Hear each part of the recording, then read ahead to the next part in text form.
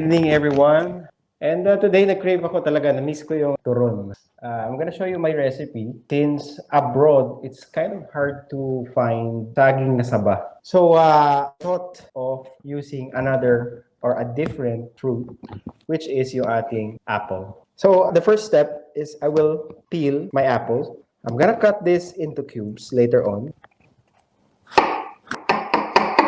So what I'm gonna do, I'm going to put my apple directly sa ating pan. And syempre, I'm going to put my brown sugar. So ang gagawin natin, ika-caramelize natin yung ating apple. And then, I'm going to use some marsala wine. Gusto ko kasi yung perfume niya. Kung wala naman kayong wine, alright, okay lang. Huwag na kayo maglagay.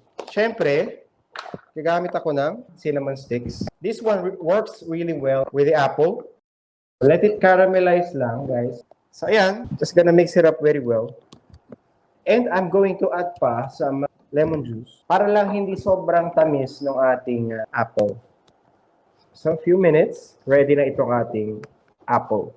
And I'm going to use this wrapper. Naghanap ako kanina sa labas. And I think it's identical dun sa ating lumpia wrapper. So, yan. Ready na yung aking filling.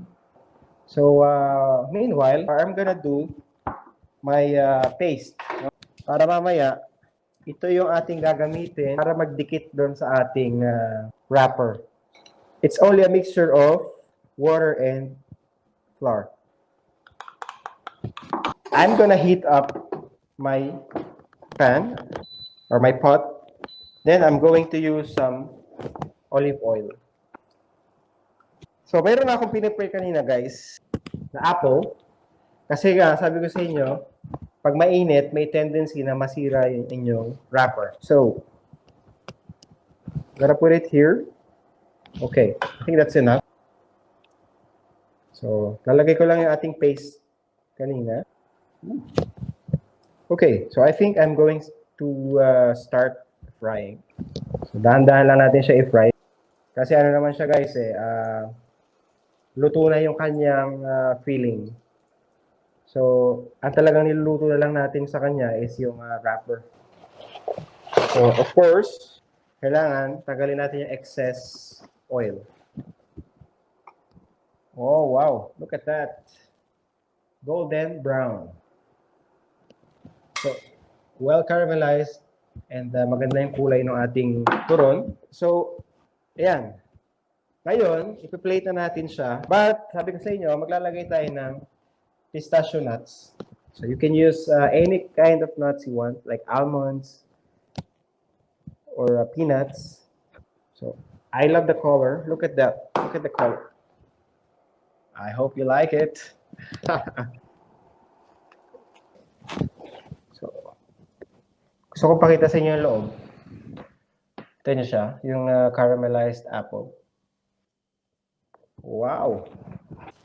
So, I am going to serve it with vanilla ice cream. It's gonna be hot and cold, right? I'm very sure you're gonna like it. And voila! That is our green apple turon with pistachio nuts and vanilla ice cream. So, pwedeng pang business, pwedeng to impress your loved ones, okay? And, of course, I'm going to try it now. So, itong pinutol natin, I'm going to put some ice cream.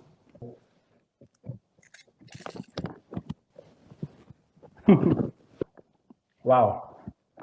Wow, wow, wow. It's heaven.